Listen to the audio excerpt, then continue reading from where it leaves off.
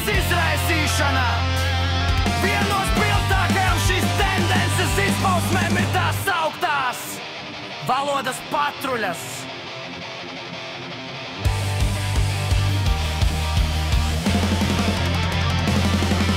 Šīs organizētās grupas, kas nav parasti aktīvisti, veids reidus veikalos un valsts aģentūrās, neatlaidīgi piepasot ar tām runāt tikai kazavu valodā.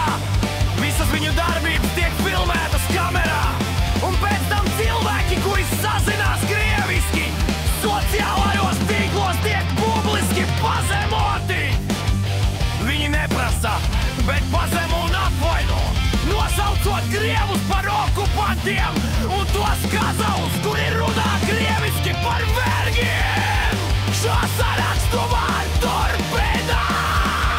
Visas šīs darbības ir vēstās tos kopīgas pagātnes, iznīcināšanu un Kazahstānas pārveidošanu par Krievijai naidīgu valsti.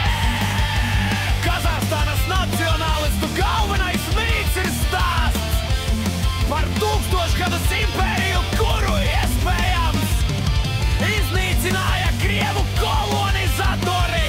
Tomēr šis apgalvojums ir atklāti melē. Kamēr nacionālisti meklē Krievu okupantus, viņu valsti mierīgi sadalīja un piesavinājās rietumu korporācijas. Kazahstāna ir viena no bagātākām resursu krājumu valstīm, bet katlas piedai.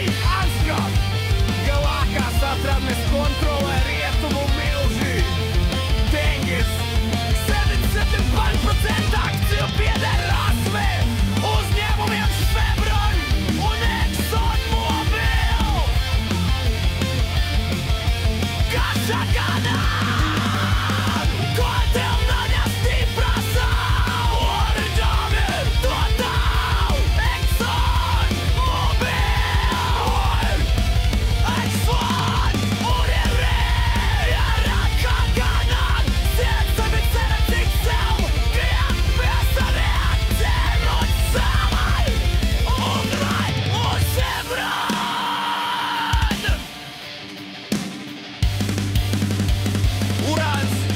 Kazahstāna ieņem pirmo vietu pasaulē urāna ieguvēja ievērojamu ražošanas un eksporta daļu kontrolē kopuzņēmumu ar Francijas